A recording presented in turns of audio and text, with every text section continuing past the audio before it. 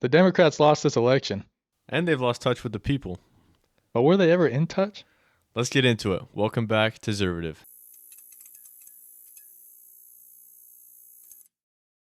Let's check. Before we drop, let me know. Don't drop yet, fool. Yeah. This guy's base, but he's totally going to kill me. So politicians in general seem to be out of touch with us pretty much all the time. But recently, the Democrats have really been on one with showing us really how out of touch they are. And we won.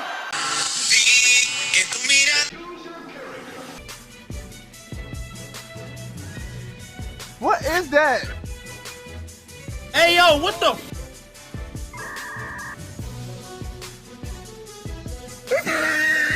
What's going on here? Oh, sir, I'm arrested. Oh, arrest. Oh.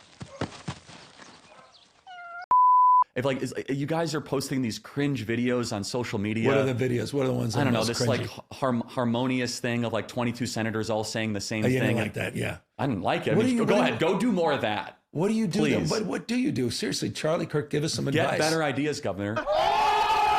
Get better ideas, Governor. I think it's funny that Gavin Newsom is actually shocked that that Charlie Kirk doesn't like that video. I mean, it seems like he's genuinely like, oh, well, that was a great idea. I can't believe he didn't like that. This was a clip specifically from Gavin Newsom's new podcast he just came out with. That I don't even know what the premise of it is. It's just getting people from the other side, right, and pulling them over to talk with them.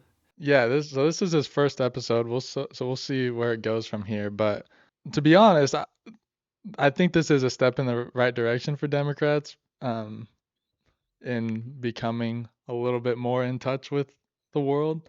So yeah, the purpose of his podcast, I think he's gonna be running for president in 2028. He saw how conservatives took over the podcasting platform in Donald Trump's election.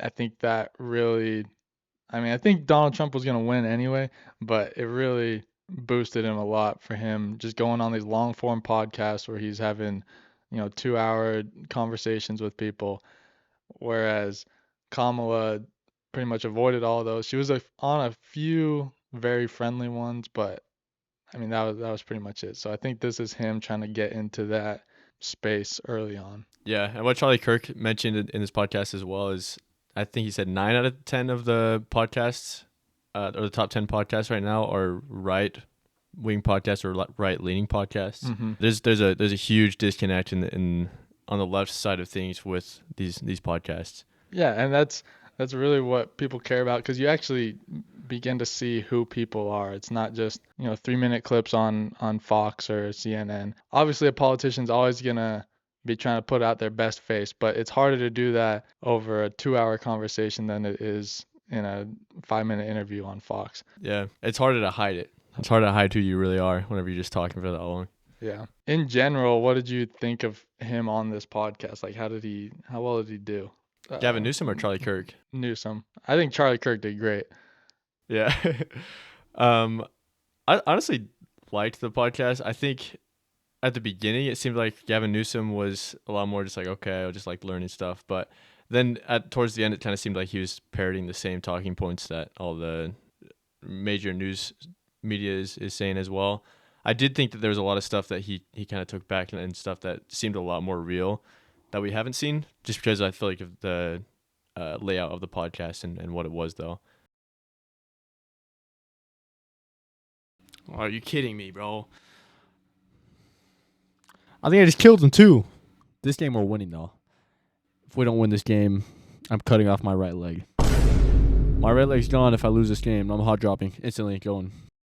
I think, yeah, I agree. He seemed to be very just kind of trying to be very agreeable for a lot of it, towards Charlie Kirk.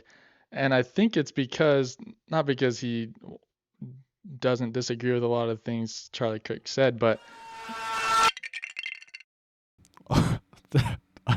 Okay.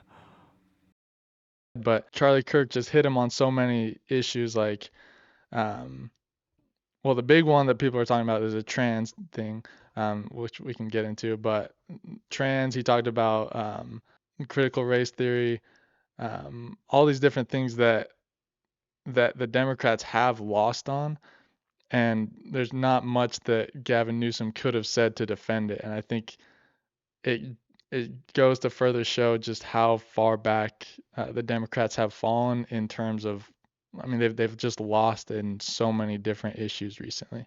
Yeah, I think it's just the getting away from the normalcy. A lot of people, like I don't know if I know anyone that just hates every trans person they see. No.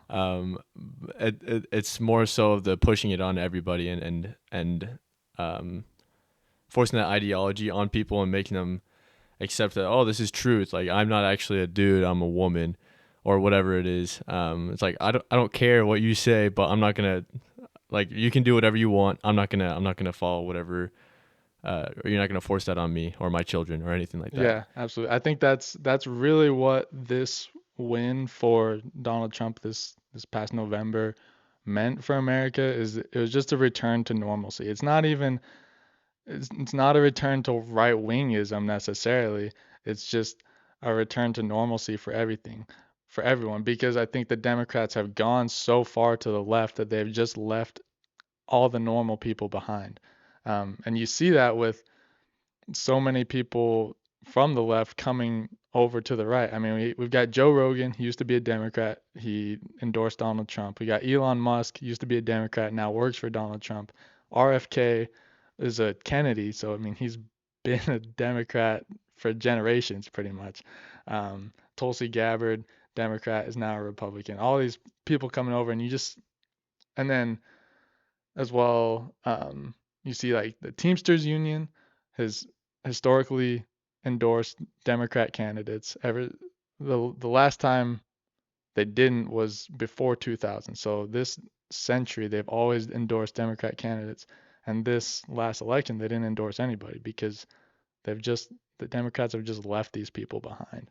Yeah, I feel like even Donald Trump with his last presidency, what they did to him and everything that's happened to him in between his last presidency and now, he's been even pushed further to the right because of how intense they've gotten. I feel like he's had a lot more strong positions that he's just like, okay, well, I don't even care anymore. Y'all are going crazy. Y'all are being crazy. I'm just gonna go full out. And I feel like we've seen that a lot with, especially just how quickly he's gotten into with all the executive orders, all of the bills and stuff he's proposed. He's just trying to bring America back to that normalcy, not abandoning the principles and stuff that everyone has always fought for. Yeah. And he's had 4 years to kind of plan out what he's going to do because the first time he was president, it was the first time he was in politics. He didn't know a lot of people. He talks about this on the Joe Rogan podcast, but he didn't know a lot of people. He didn't know really who to trust. And so he just kind of allowed people to tell him what to do as much as, you can tell Trump what to do. But then him being bullied for the past 4 years, I think he's kind of been a surrogate for all of us because we've felt what it's like to be bullied by the left because all these different things that they've tried to push on us that pretty much everyone knows is wrong or doesn't agree with, but we've been made to believe that everyone else agrees with the left, like things like using proper pronouns for people, the like you mentioned, the transgenderism, the sexualization of children is a big one. But I mean, it's crazy that just a couple years ago, people were out there fighting and winning in a lot of places to gender transition children and to teach sexuality in school and things like that. That just a couple years ago, that was normal, and we were made to believe that the majority of America believed in that was okay. But I think now we see that that's not the case. Like specifically the example of the don't say gay bill that Yeah. Ron DeSantis put forth in Florida, which they just hounded on, but literally just said we don't talk about sexuality or anything like that. I think it was just till third grade too. I could be wrong. Is it some elementary school? Yeah, which is it should be more than that to be honest, but yeah. It's like, okay, we're not gonna talk about that, and they got pissed, and they just like they're talking about that forever, and I think they still mention it to this day. And it's Um, lies like that that people see, like that lie, the Charlottesville lie, the Find People hoax. They just keep putting them out there, and they think that we don't know that they're lies, but we do. yeah, I think that's where the out of touch thing comes in. Specifically, there's an example with the trans issue. There was the Trump's address to Congress recently, which there's a bunch of protests and everything, and they had ping pong paddles with signs on them. There's a bunch of congresswomen that wore pink just to show they're supporting women. But these were the same people that didn't support the bill that came out that put males out of women's sports, like just banned dudes from playing in women's sports. Yeah, which is just more of this cognitive dissonance that America's done with. It's like I think of even people like J.K. Rowling, who has always been a hardcore feminist, pretty leftist, and now the entire left hates her because she's standing up for women's rights, um, against these trans issues, which she's not anti-trans, she's just anti-trans people in women's locker rooms because I think she herself was sexually abused or something like that, and she wants to protect women. And now that's seen as like the left is pushing those people away. So even these people that used to be on the left that are support Democrat issues most of the time, the Democrats just push out their own people and kill their own young just to further their dumb ideas. That's what Charlie Kirk talked about in why the Republican Party is thriving a little more than the Democrat Party is because if you say anything that the Democrat Party disagrees with, then you're out and you're flamed by the media and they just cut you out. Yeah, he mentions that, and Gavin Newsom says something like, "Well, Republicans are always fighting each other," um, which is true. We have a lot like conservatism. We have a lot of disagreements among conservatives, but we don't cut each other out for the most part. Like Yeah. you can have disagreements in the Republican Party and still be a Republican, still you can be conservative, have disagreements, but if you're left wing and you disagree with trans people being in men's bath or women's bathrooms, then you're cut out, you're disowned. But us on the conservative side, we don't cut people out just because they have differing views, and that allows us to learn from people and be a place where people can go when they've been cut out from the left. The thing that the media keeps doing though is their one way that they keep trying to win is they call us Nazis or they use these Hmm. labels for us so that they don't take us seriously. They call us evil, things like Yeah. that. I don't know. How do you think that's working for them? Again, it's another thing that they're just in this echo chamber where they can say all these things and they think that everybody's on their side. I'm pretty sure 95% of the people that hear a Republican being called a Nazi don't believe it. But I Yeah. don't think the Democrats understand that. They think that, oh, I saw a TikTok video of somebody calling Donald Trump a Nazi, so I got all these people on my side. But I don't think that's the case at all. I think they get a minority of support on things like that, but the majority of America doesn't take those claims seriously. To be fair though, Elon Musk did salute Hitler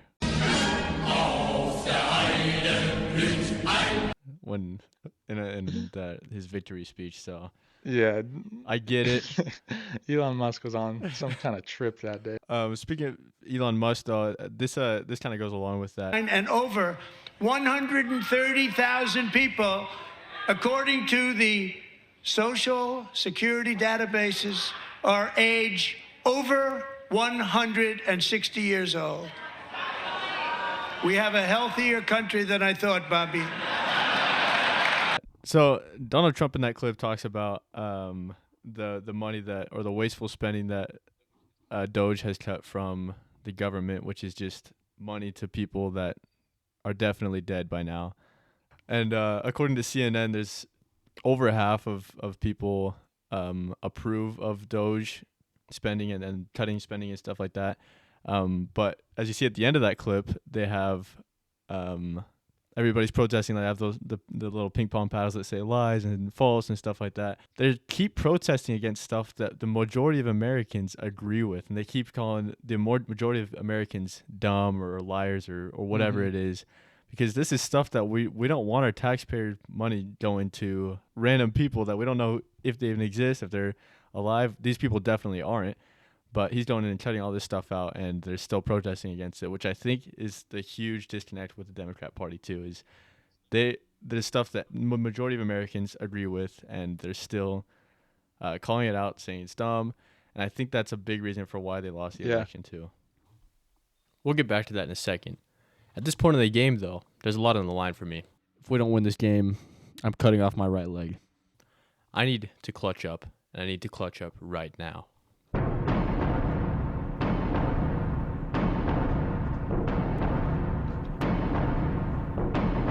Oh, what? I'm crazy.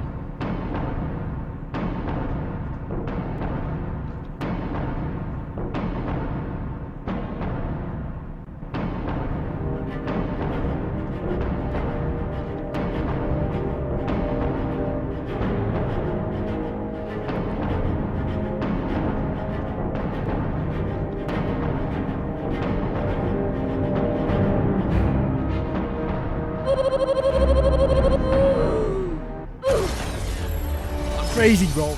I'm not losing my right leg. I'm too good. I'm crazy. I'm too good. My right leg's okay. I get to walk still. I get to walk.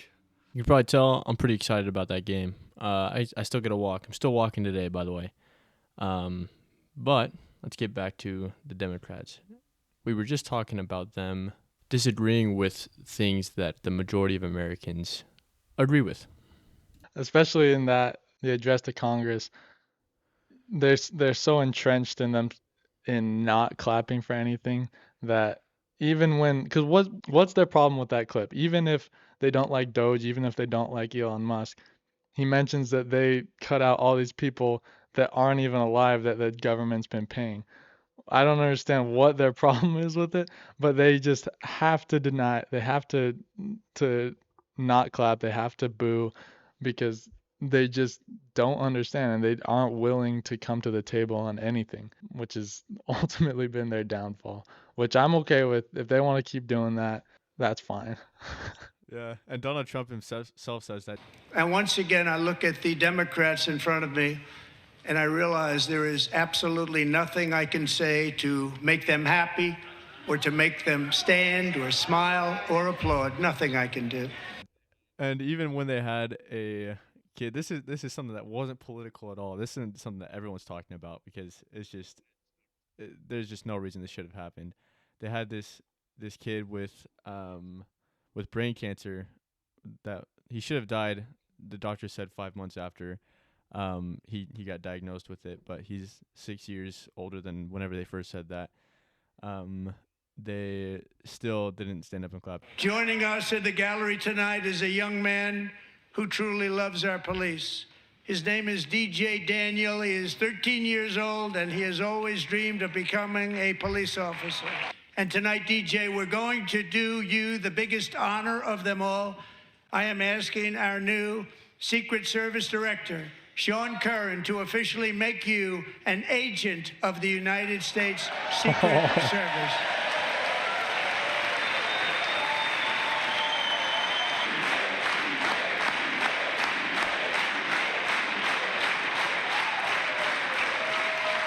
Thank you, DJ. You can only see them in the very last part of that clip, but why can't they clap for that? Well, what is something that? Why are they so hard in their hearts that they have to sit down and just yeah, no, I'm protesting this DJ Daniel kid. By the way, that's the cutest clip I've ever seen when his eyes get really wide when he realizes he's becoming a Secret Service agent. Beautiful stuff. Beautiful performance by the Democrats and being cold-hearted.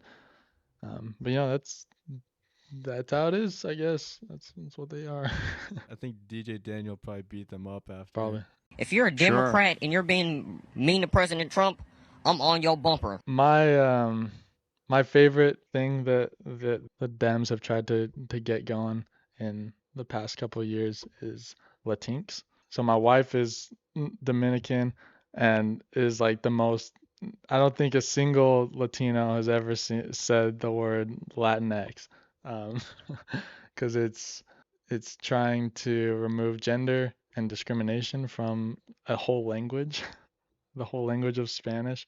Yeah, and if you don't know what that is, because I'm sure if you don't really pay attention, you probably don't, because no one cares about it. The X is supposed to replace the A and the O because, yeah, like Kyle said, it removes the gender from Spanish or from being So Latino or instead of Latina. saying amigo So or amiga, you'd say amigix, I guess. if you have multiple friends, then it's really hard to say. But amigos. Yeah, it's funny for these white privileged Americans to try and change a whole Spanish language with How do you think your wife would react if someone called her Latinx? oh, she would she would probably get out the chancla. So, everything we've talked about, I think this complete disconnect from reality, I don't think it happened overnight. So how did this happen for Democrats that they've become the way that they are? I don't know. I think it's kind of like what we talked about. It's just a war against normal people or normal ideas, and they're trying to make these very outlandish and extreme ideas be normal for everyone, and they're pushing it in everything, like hmm college campuses, regular, even just regular K through 12, um, Movies. the movies, TV shows. Everyone has to be gay. Everyone has to um, it's always okay to make fun of Republicans or Donald Trump or anything on Saturday Night Live or late night shows or anything like that. But the moment you say anything against a liberal or Joe Biden or anyone like that, instant cancel, instant you get all this stuff removed from you, your privileges, your job, just get canceled. Yeah, I think a big thing that happened that really allowed them to cancel everybody and to make everybody fear cancellation was the Me Too movement. Started out, as a good thing, as calling out people that had done sexual assault in the workplace or wherever, but it just kind of killed the due process where if you were accused of sexual assault, you lost your job. It doesn't matter whether you actually did it, whether they look into it or not, you were gone. And I think that may have been, at least, I don't know about the beginning, but a big stepping stone that allowed them to be in this spot where they can say whatever they want. Essentially, they make you feel like you can't speak your mind, and then that is enforced by other people that also feel like they can't speak their mind. Because a lot of these times, if you get called out for making an out of pocket joke that people don't like, or not using someone's correct pronouns, that's made by someone else that probably agrees with you but are too scared to do it, and they've become brainwashed themselves to the point that they don't think they agree with you at that point, and they then enforce the wokeness. But really the wokeness came down from elites like Hollywood, um, the media, all these places, and they made us think that everybody else thought that way. But the leader of America is now on the people's side, and that hasn't been that way for a Yeah, long time. yeah. It's really hard to fight against an idea when all of the huge media and everything is against you, and not everybody trusts the media anymore, because if they did, then Donald Trump would have won this election. And you see that from the views of Trump's speech from his address to Congress. This is from a CBS poll. 26% of the speech watchers approved of his speech, and only 23% disapproved. Well, that leaves a lot of space. Did I say 26? Yeah. Sorry, 76% approved and 23% disapprove. Just shows that the American people are with common sense now. So I feel like right now conservatives have the upper hand. Definitely not in like big institutions or anything like that, but the general populace. Obviously, Trump won the popular vote. He won the electoral vote by a lot. He won every major swing state, or all of the swing states actually. So how do we keep this momentum going? How do we keep this culture shift going in the right direction? Yeah, I think we need to continuing to allow free speech. I think anytime that people feel like they're trapped, like for the past 4 years or so before, like it felt like it was kind of scary to say conservative ideas out loud. And I think that as long as nobody feels like they're afraid to say their ideas, I think we can maintain that upper hand on both sides, conservative or leftist ideas. That allows us to maintain that upper hand because people don't feel trapped. And I think when people feel trapped, when they feel in a corner, then that's when things like this 2024 election happen, where it's just complete overturn of everything. Yeah, I watch Charlie Kirk quite a bit too. Just his stuff that he does on college campuses. One of the big things he always says is, "How does anything fail? How does any relationship, any country, or anything like that fail? It's by lack of communication. And if we're not able to share ideas, whether you're leftist or on the right, then without there being censorship or attacking the other side or whatever it is, that's how our country's gonna fail. That's how we're gonna separate as a country. But if we continue to allow speech amongst ourselves, then we're gonna thrive. Yeah, and it doesn't allow that bitterness to then resentment to happen. I mean, it's never gonna be perfect, but as long as everybody can feel like they have a voice, then that bitterness doesn't come up. Well, that wraps it up for today. Thanks for watching. And tell us what's your favorite out of touch moment from the Democrats this year or ever. All right, we'll talk to you guys next week. Have a great week.